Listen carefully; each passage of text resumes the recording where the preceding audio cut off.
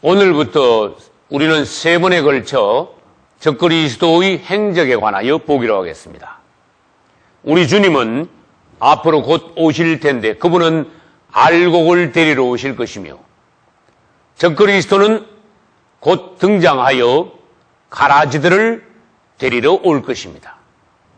그러나 적그리스도의 모든 것은 놀라운 것으로서 그의 출현부터 기적적이며 그가 하는 말도 모든 사람들을 깜짝 놀라게 하는 말이며 적그리스도가 하는 모든 일과 그 결과는 이 땅에서 상상도 못한 특이한 일들이 될 것입니다.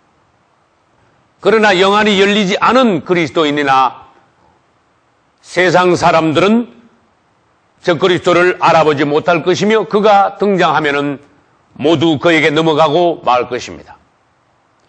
이제 우리는 적그리스도가 등장하면은 그가 하는 일, 그의 행적에 관하여 오늘은 4가지를 보기로 하겠습니다.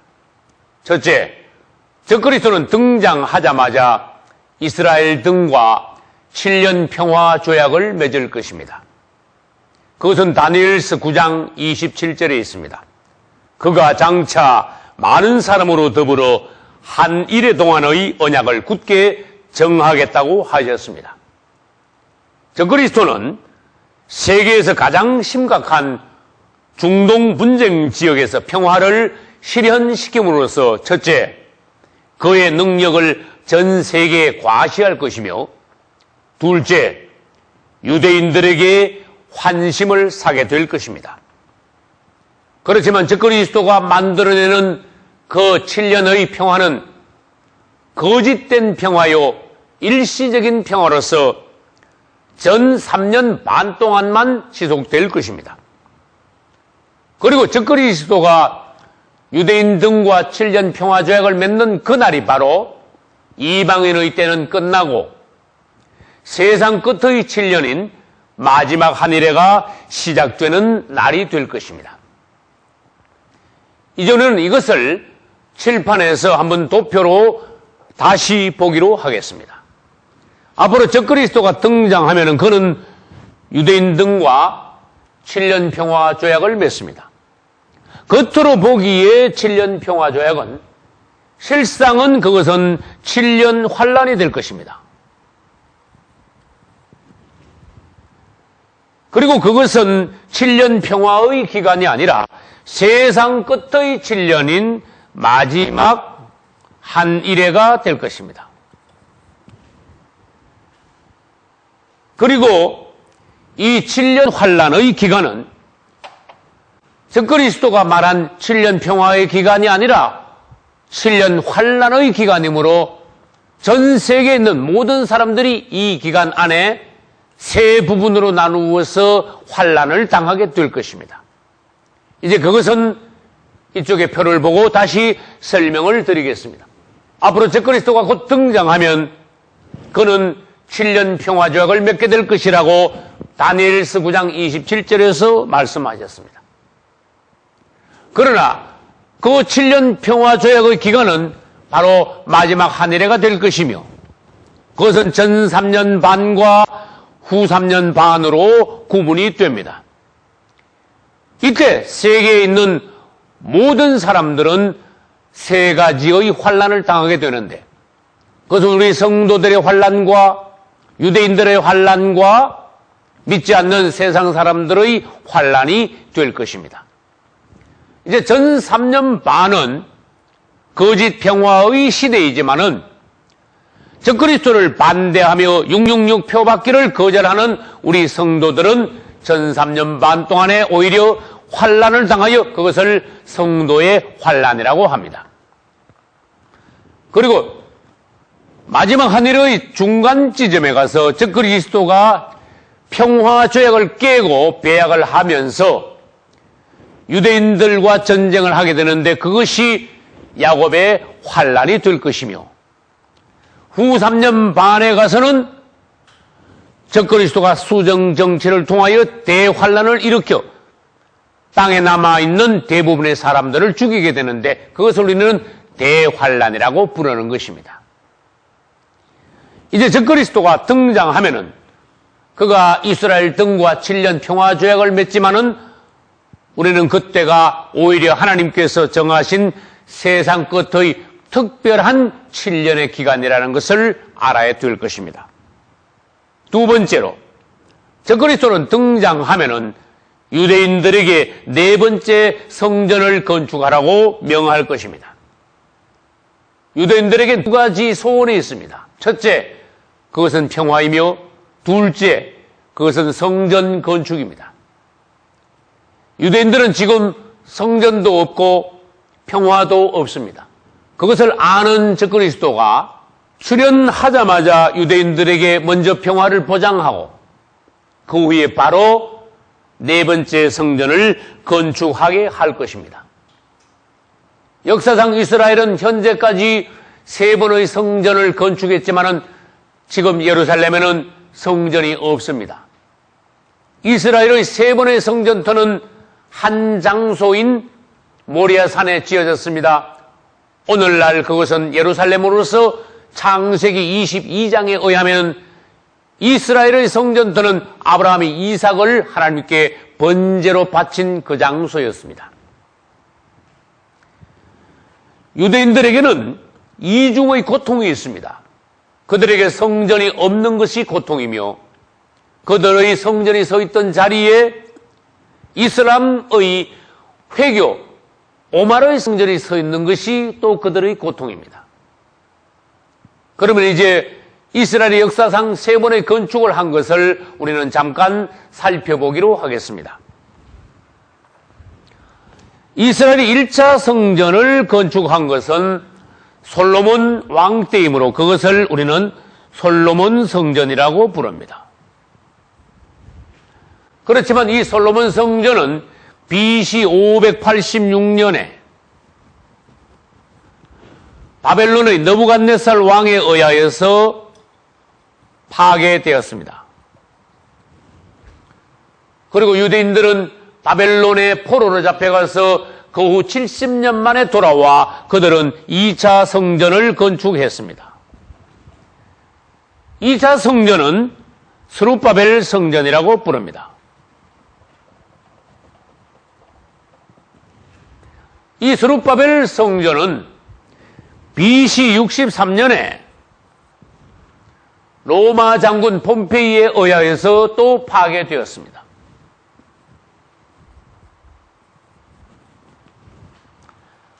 그리고 예수님 당시 신약시대에 세 번째 성전이 지어져 있었는데 그것은 헤롯이 지었다고 해서 헤롯 성전이라고 합니다. 우리 예수님께서는 마태복음 24장 1절 이하에서 보면은 돌 하나도 돌 위에 남지 않고 다 무너뜨리려 하신 것이 이 3차 성전의 파괴에 대한 예언이었습니다. 주님의 예언의 말씀대로 AD 70년에 로마 장군 티투스가 와서 이 3차 성전을 철저하게 파괴하고 말았습니다. 그 이후 이스라엘은 지금까지 1940년 동안 그들의 성전을 가지고 있지 않습니다. 그래서 유대인들의 소원이 성전을 갖는 것이라는 것입니다. 유대인들의 생활은 성전 중심의 생활입니다. 하나님께서는 모든 유대인들의 남자가 1년에 3번씩 예루살렘 성전에 모여 하나님께 제사드리라고 말씀하셨습니다. 그러나 이스라엘에는 지금 성전이 없으므로 전 세계에 흩어져 있는 디아스포라, 즉 유대인들은 예루살렘에 오면 성전이 없으므로 어디 가서 하나님께 제사를 드립니까? 예배를 드립니까? 장소가 없습니다. 그러므로 그들은 무너지고 남은 예루살렘의 서쪽 성벽인 통곡의 벽에 와서 기도하고 울다가 돌아가는 것입니다. 이것을 적그리스도는 이용하여 그는 등장하면 유대인들에게 바로 성전을 건축하라고 명하면서 유대인들은 적그리스도를 메시아로 알고 환영하게 될 것입니다. 2000년 전에 우리 예수님은 오셨지만 유대인들은 그분을 배척하고 십자가에 못 박았습니다. 그렇지만 앞으로 등장할 적그리스도는 유대인들이 메시아로 착각하고 환영하게 될 것입니다. 그래서 오늘 우리는 본문 요한복음 5장 43절에서 같이 읽었습니다. 너희가 나를 영접지 아니하였으나 다른 사람이 자기 이름으로 오면 영접하리라.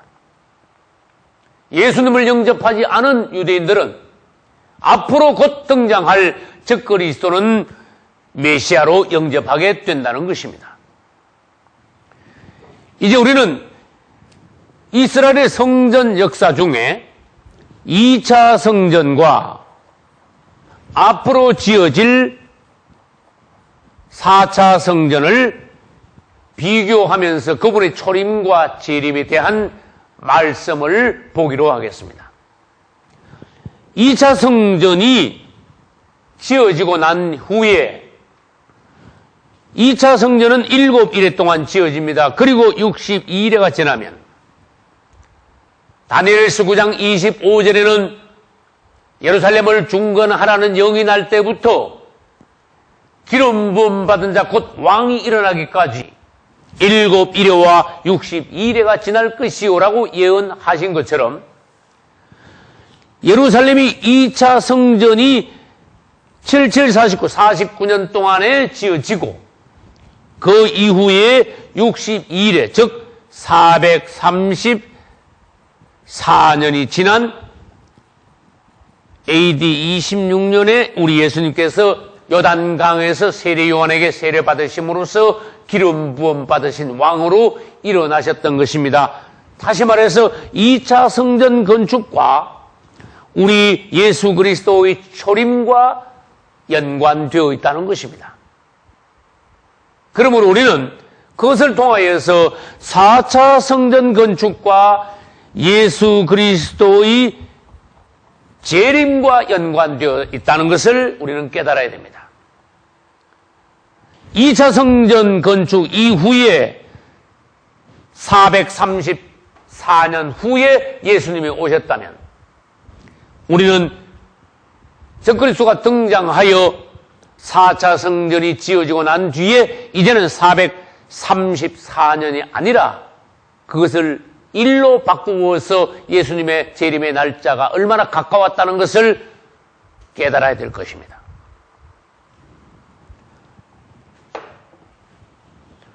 이제 세 번째로 적그리스도는 등장하면은 천재적인 기질을 발휘하여서 사상 최고의 영웅으로 신격화될 것입니다. 그는 정치적으로만 수완을 발휘하는 것이 아니라 경제적으로도 군사, 교육, 문화, 종교 등 모든 방면에서 획기적인 개혁을 이루고 눈부신 발전을 보일 것입니다.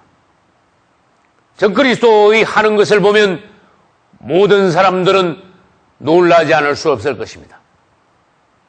사람들이 상상도 못한 말을 하며 사람들이 도저히 상상 못한 일을 그는 해냄으로써 세상 사람들에게 존경받고 세상 사람들에게 드디어 심지어 하나님처럼 보이게 될 것입니다. 그것은 무엇입니까? 양의 탈을 쓰고 나타난 사단의 속임수입니다.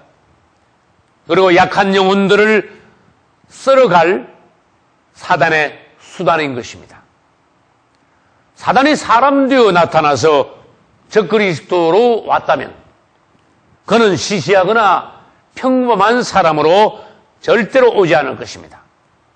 그래서 다른 말로 적그리스도를 사단의 최후의 걸작품이라고도 할 수 있습니다.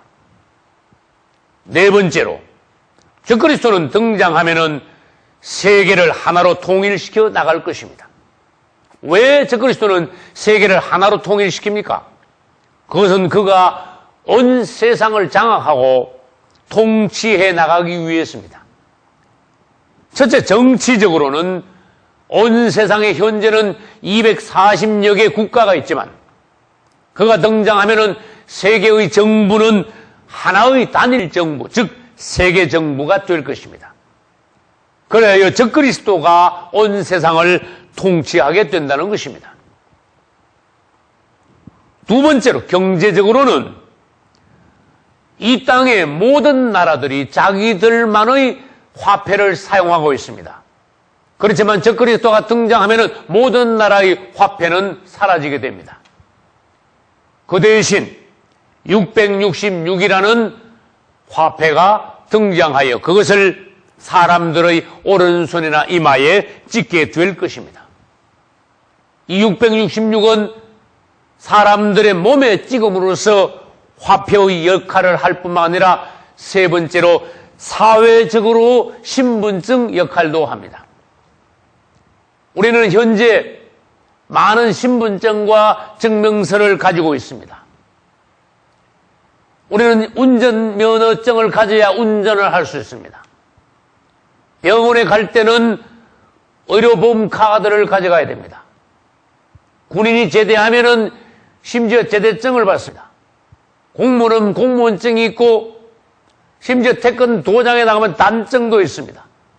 이 세상에 사회적으로 필요한 많은 신분증, 증명서 이 모든 것들을 적그리스도는 하나로 통일시켜서 666표로 사람들의 이마나 오른손에 찍게 할 것입니다. 지금 현재 우리나라에서 사람이 태어나면은 바로 출생신고를 하여 그는 주민등록번호를 부여받습니다. 우리나라에서 받는 주민등록번호는 우리나라 안에서만 통하는 것이고 인정받는 것입니다. 그러나 적그리스도가 등장하면 어떻게 될까요? 온 세계 사람들을 하나로 묶어서 모든 세계 사람들에게 일련 번호를 매기게 된다는 것입니다.